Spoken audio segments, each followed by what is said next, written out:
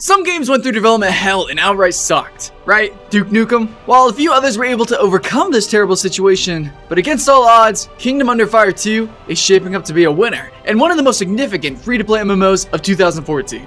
The first beta for the C countries lasted only a few days, but was surprisingly stable and a good example of the qualities of this game, including the humble system requirements for such a busy game, really.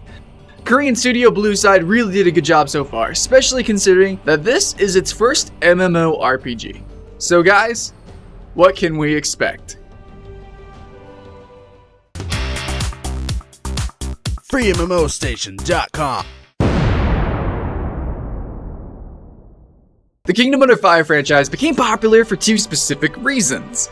The mix of real-time strategy and action RPG, as well as just the pure amount of enemies that we get to hack and slash in our way. Only one other series is more famous for throwing hundreds of soldiers at you at a time, and that's Dynasty Warriors, as you certainly know already. However, Dynasty Warriors game's deeply flawed, and Kingdom Under Fire 2 is looking great. First off, let's talk about the classes. The game offers only 3 characters so far, and they are gender locked. A male gunslinger, a male berserker, and a female spell sword. Nothing out of the ordinary here, same as character customization, which is a bit limited, but good enough to avoid countless clones of your character at least.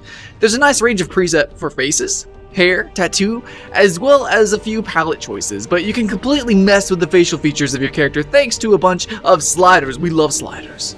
There's no way to change body features though, so don't expect boob sliders. Not that the spell sword really needs them. She's already very gifted. Now the gameplay.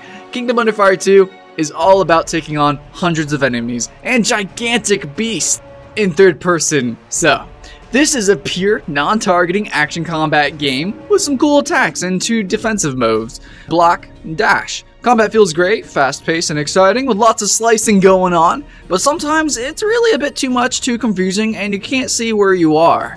Enemies don't seem to possess any proper AI, but they are no more than cannon fodder in such a game really, so that's not something to worry about, I guess.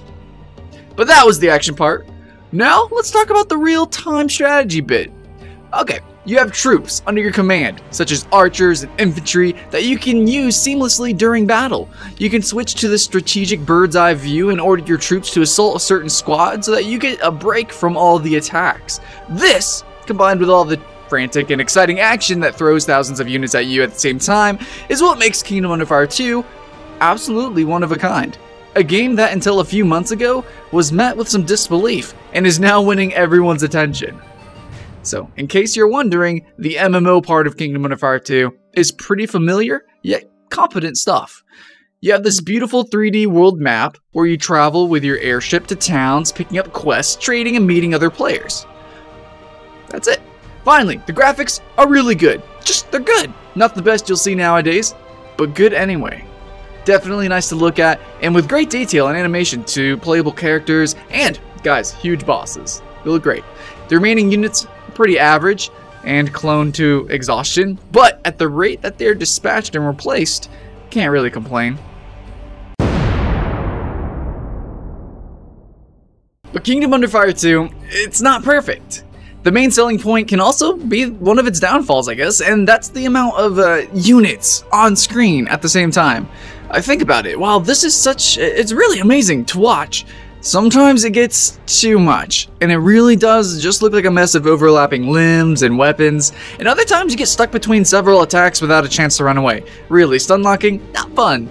Unit voices can also get annoying, with all the frequent yapping distracting us from our goal. We are supporting the hero with the long-range attack. We are awaiting the hero's command. We are supporting the hero with the long-range attack. Hopefully the final version will feature better voice actors and tone down on this repetition.